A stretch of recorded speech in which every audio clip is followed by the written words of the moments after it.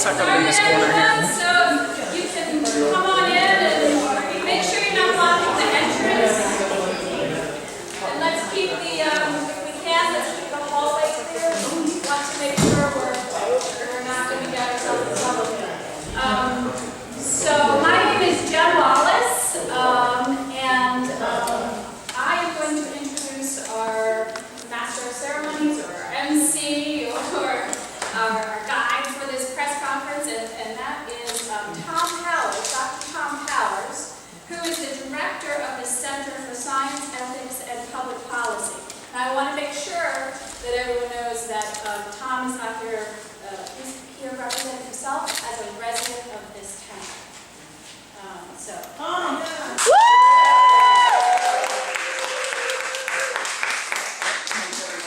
I'm also here representing my wife, Rebecca, who couldn't be here. So if I get it wrong, I'm in serious trouble. I have a little cheat sheet, and I'm going to read the names of the people who will be speaking this evening, and then we'll help them respond to questions that any of you all may have. So tonight we have the pleasure of hearing from, in this order, Jen Wallace, who's chair of the Newark Residents Against the Power Plant, Representative John Kowalko of the 25th District, and the House of Representatives of the state of Delaware, Dr. Michael Chajes, my colleague at the University of Delaware, who is a professor of civil and environmental engineering and formerly the dean of the College of Engineering at the University of Delaware.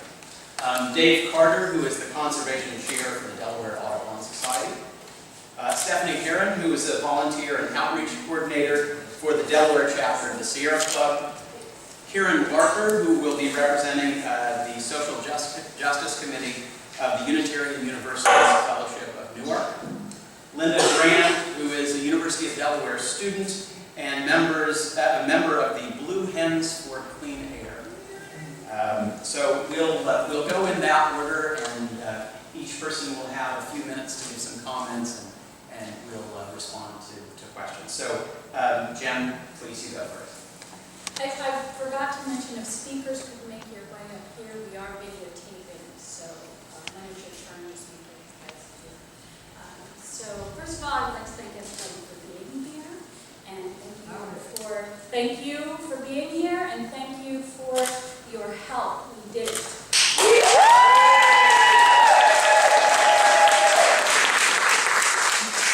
And I have a statement to read. I'm sorry, I have to read it. It's a bit long. So let's see. The Newark Residents Against Power Plant are grateful and thankful to the University of Delaware's decision to terminate the Data Centers LLC's lease agreement. UD's announcement came on the 399th day of our grassroots opposition to the power plant. Wow. When we first began to speak out against this project, and throughout the process, we heard time and again that it was a done deal, and nothing could be done to stop this power plant. We have proven that the very concept of the done deal is now dead.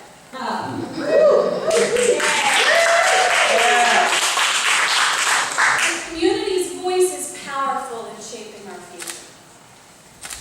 We stood together against tremendous odds with support from only a handful of elected officials and redefined the relationship between our community, the university, and our government.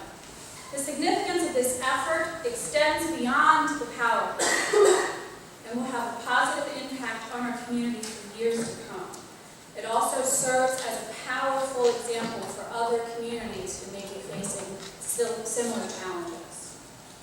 Our efforts have included 13 months of research, community outreach, and coalition building that brought together a vast array of stakeholder groups. Our coalition includes the Delaware Audubon Society, which has served as our nonprofit sponsor and offered strategy assistance.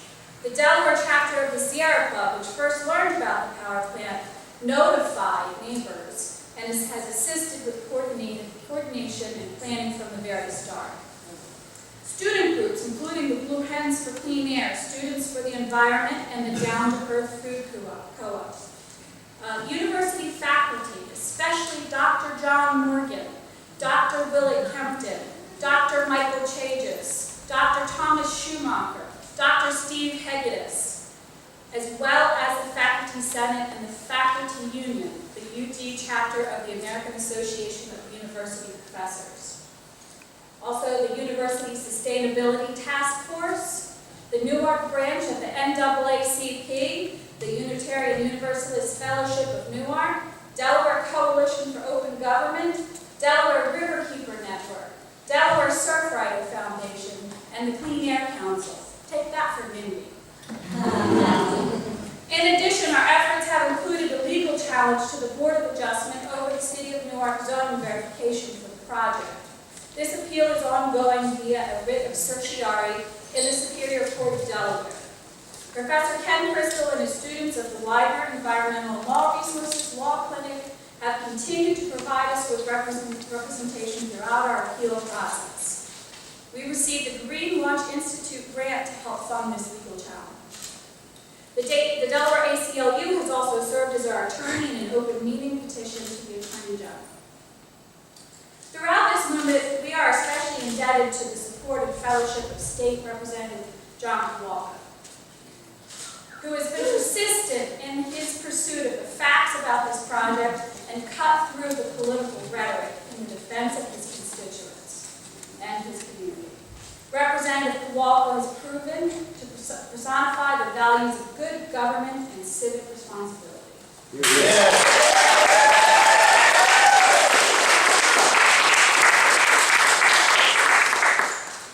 Our neighbors have come together, have contributed their skills and knowledge in a variety of areas, from health and pollution to noise and property values. We have been able to evaluate the project at a very high level of analysis, put this information into the hands of residents, and take action as a result of this community-wide effort. Neighbors have offered their time as block captains, door-to-door volunteers passing out door hangers, and collecting health surveys and affidavits for our legal challenge. Also participated in our protest actions, attended city council meetings, many city council meetings, and university events and meetings. Volunteers have also organized fundraisers and we've had a highly visible yard sign campaign. The University of Delaware undertook a very challenging endeavor to conduct a scientific evaluation of the project, which is what we needed. The announcement made last Thursday confirms many of the same conclusions as the community as a result of our own review of the project. While the university's decision on the Delaware Center's LLC project means that we no longer have the threat of Wolf Lawn at our doorstep, there are still many issues that need to be addressed to prevent similar concerns from arising in the future. These include the public sponsorship of the Data Centers LLC to the Delaware Economic Development Office, which we would like the City of Newark to officially withdraw, especially since TDC has failed to meet the city's deadline for information that they requested. The zoning verification issued by the planning director is still alive and should be withdrawn. TDC has also failed to meet the deadline for answers to questions about the power needs, and these were due on June 16th. The process through which projects lacking community involvement are how they're approved and supported within the state, including the use of confidentiality agreements and public sponsorship, has proven to be problematic and needs to be clarified. The definitions of neighborhood and accessory use that were used by the city's attorney and the Board of Adjustment appeal could create new problems for zoning issues in the future and need to be revised. Our noise ordinance is inadequate to protect quality of life and needs to be improved. The lack of accountability of city staff to city council and the public should be addressed. And finally, the lack of transparency in our electric utility and the city's relationship with the Delaware Municipal Electric Corporation needs to be resolved. Our community has never been in a better position to effect real change for good government and transparency. The Newark residents against power plant look forward to building upon this grassroots effort to continue to improve Newark, protect our health, enhance our quality of life, and make for a more prosperous community. Thank you.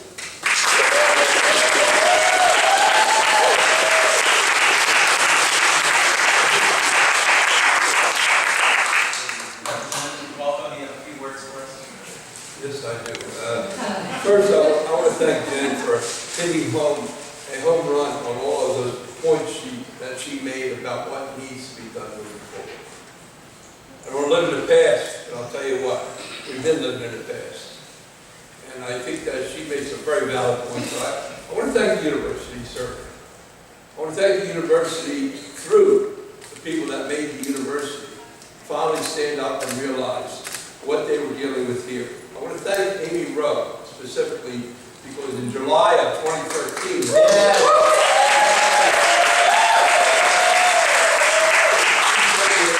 email said, "You know about this project? Do you know the size of this project?" And I had met with TDC, I think that would be 2 or 3 months before that, and had mentioned something about the data center. Never, ever saying 279 megawatts, whatever it's up to now. And I remember coming to that meeting, and I was mind-boggling. We're going to have a massive power plant put in the middle of 30,000 residents. And that was the headline. Fortunately, it was, because I think that was the point at that time. That was the main point. But again, thank the university, but I definitely want to thank the faculty and senate for their brave encouragement that was conducted in part by you, the forum that we had before that, and the working group. All of these people did come into a realization. I think that we have a realization now, and I'll say this as often as I would like. Academic elitists are the only reason that we come to a successful, realistic conclusion. When they call you an academic realist, when they call you an intellectual something or other, take that proudly. Because you know who you are? You're the most engaged, educated, knowledgeable, concerned for your planet and your neighborhood, not just for yourselves, group of people I've ever had the pleasure and privilege of being allowed to represent. And I mean that from the bottom of my heart. Yes.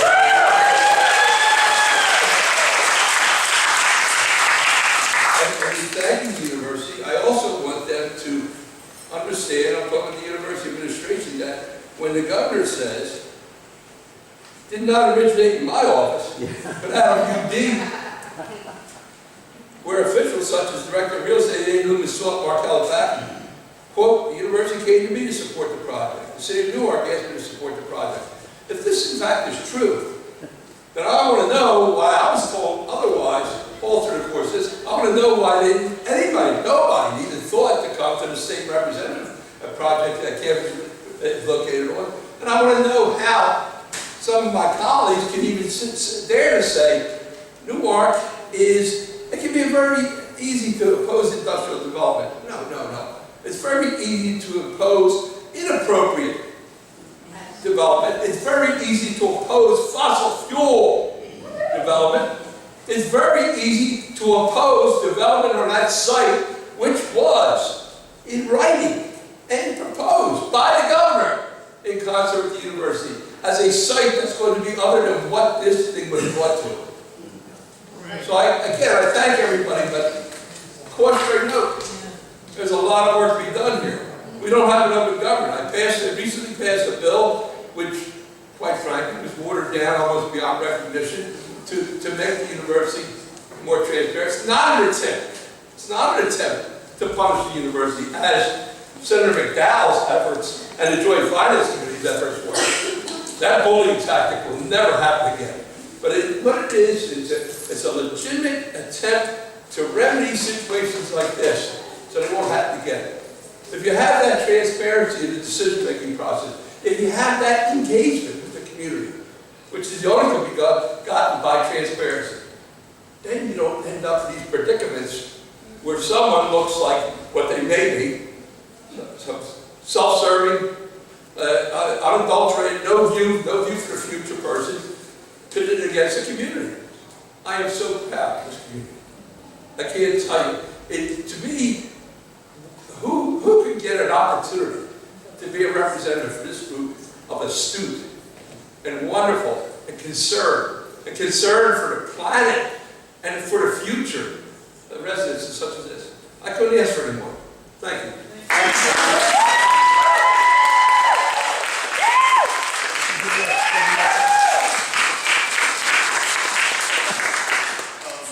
Michael Chajes. Hey.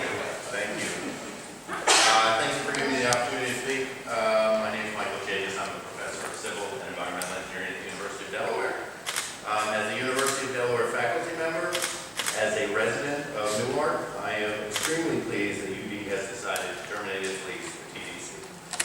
It was clear that this project was not right for the University of Delaware, and it was not right for the citizens of Newark. I would like to start my remarks by thanking several groups and individuals that worked tirelessly to educate the public and the university on this project. Without the efforts of NRAPP, who helped to bring to light the details of this project, the leadership of Jen and Amy, I can imagine a very different outcome. Within the university, the Sustainability Task Force played a critical role of being insightful,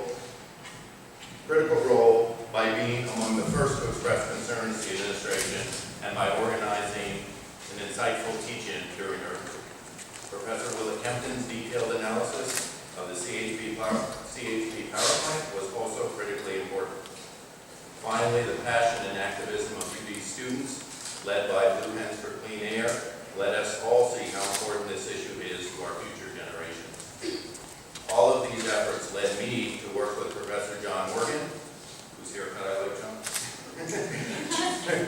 To author a faculty senate resolution opposing the project, and in particular the construction of a 279 megawatt fossil fuel burning power plant. In all my years at UD, I have never seen a Senate resolution that was so passionately embraced by both members of the Senate and by the constituents that they represent.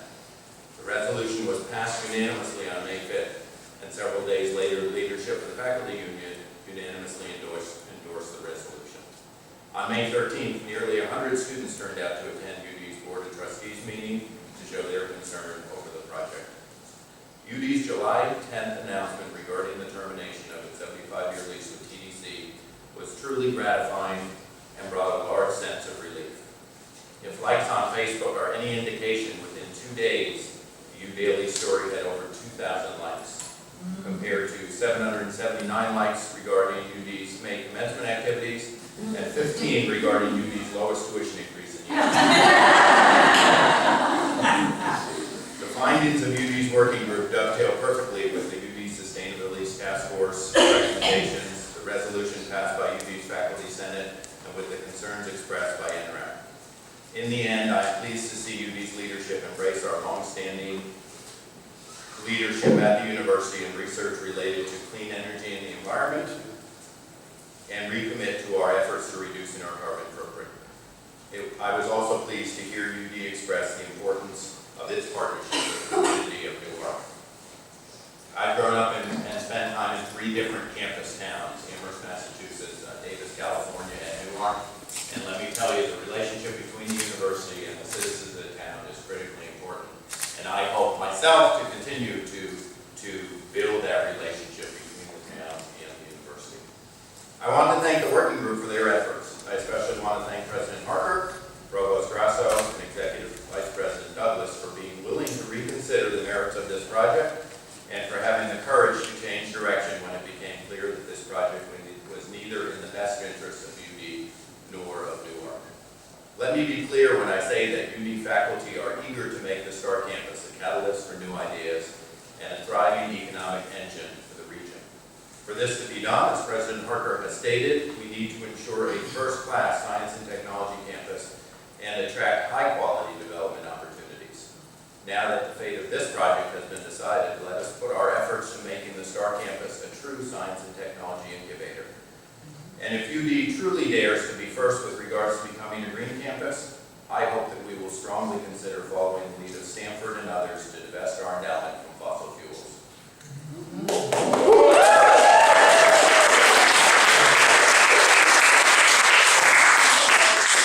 Finally, I would like to acknowledge and thank my wife, Beth. She is the communications manager for UD's Environmental Institute, Denton, and she is the resource that I turn to for all things related to sustainability and the environment. Any leadership that I may have provided in this effort could not have been done without her.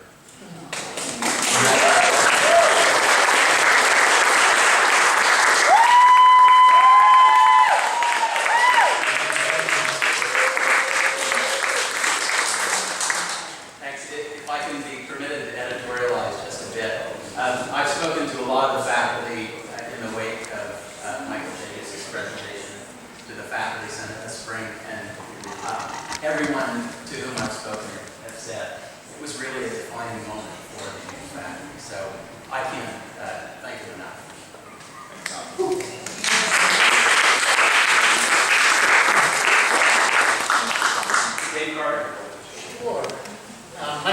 Kowalko. I'm Conservation Chair with Delaware Audubon. We also are here to thank the university for actually stepping up and leading by example on this climate issue that we think is so critical. No doubt the community was a big part of that, a critical part of it. From Audubon's perspective, we look very much at this as a very big issue. But one that we realize when we deal with climate, it's a global issue that's only going to be solved by thousands of communities doing just what we've done here. And we really believe that the innovation, the ideas, and the solutions to go through the transitions we need to go through as a society are going to start in our universities. So this is much bigger than what happened here in Newark. It is so critical. I mean, what we do know with 100 years of data that has just been written up and will be published this fall from Audubon is we have 341 species of birds, very much being threatened in their existence because of the changing climate. We now know from Christmas bird counts and other data that their habitats are shifting drastically and they may not have a place to go. There are canaries in the coal mine of what's happening to this nation, what's happening in this local area, and what's happening in the community. And I hope the examples that we've had here, with the university stepping up to take the lead, with this community stepping up, can be well documented and transferred to other areas as we try to make this transition. It's really, really critical. We were delighted to be able to help out. Delaware's a very difficult state to do advocacy. It's, I have studied a lot of states in their advocacy, and it's very repressive for advocacy and very difficult to speak. And I know those of you who stepped up just how difficult it is, how personal people can make it with the personal attacks. But in the final analysis, doing that hard work that the university did to really get the facts, doing that incredibly hard work that this community did to actually get the facts, much better facts, I think, than what's coming out of government and others, was really, really critical. And it's an amazing moment. The morning I woke up and read UD Daily that this occurred, it was very impressive to me. And I think the university needs to be commended, and most of all, this community needs to be commended, and I hope a whole lot of other communities in Delaware take similar stances to help us through this transition, and that all want to be able to step up and help them, and come back and call on some of you so that it is. Thank you.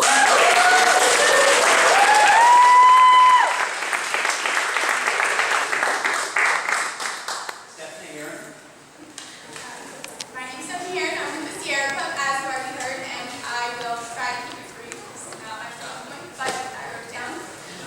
In late May of 2013, a then unknown company reached out to me by email wanting to meet with the Sierra Club. They didn't really give any specific information about their project other than they wanted to build something in Newark. So I invited Amy Rowe, who's our conservation chair, and she follows Newark. And little did we know that when we arrived at this meeting, they would unfold their plans to build a then 248 megawatt massive gas-fired power plant. Needless to say, we were confused. Why would a company looking to build a polluting new fossil fuel power plant reach out to us, the nation's oldest and largest grassroots environmental organization, for our endorsement? Were they serious? We began frantically doing research and working to get the word out. We discovered that they had been meeting with NRAPP, and other state officials, city staff, and UD for over a year in secret. Yet nobody else, including homeowners directly adjacent to the proposed site, or New York City Council, seemed to ever have heard of the project.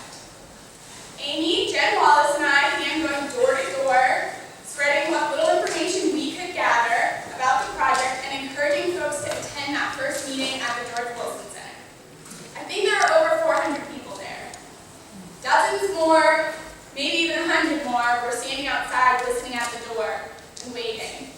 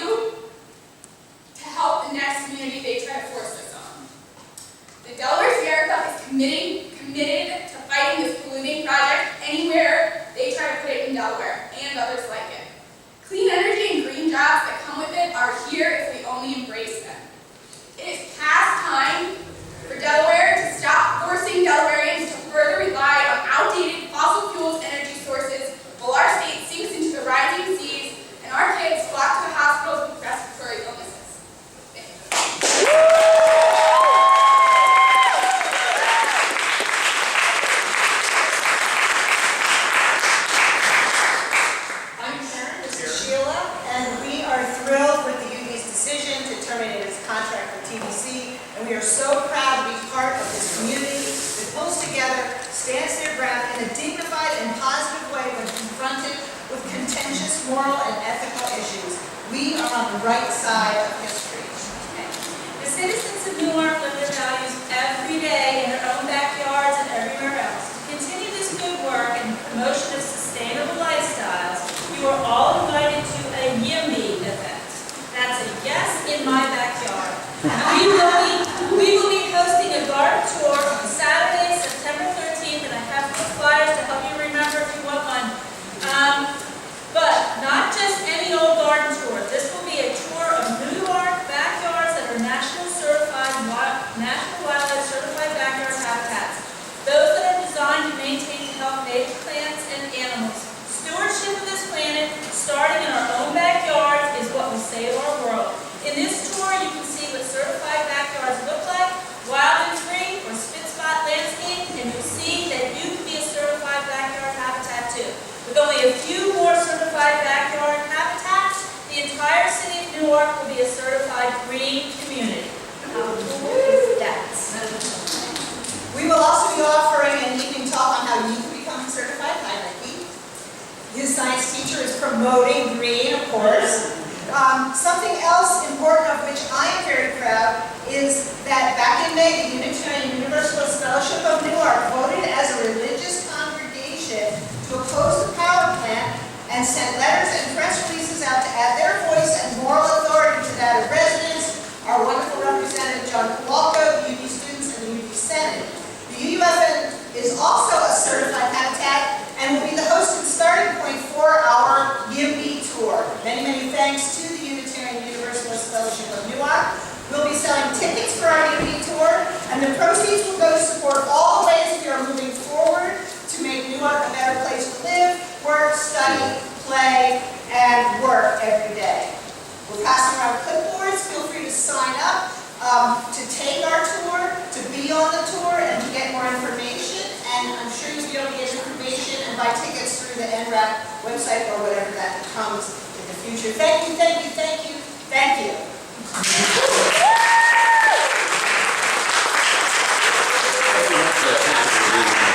Our last speaker is Linda Grant, and I'm quite sure that even though this is rain, this is not acid rain.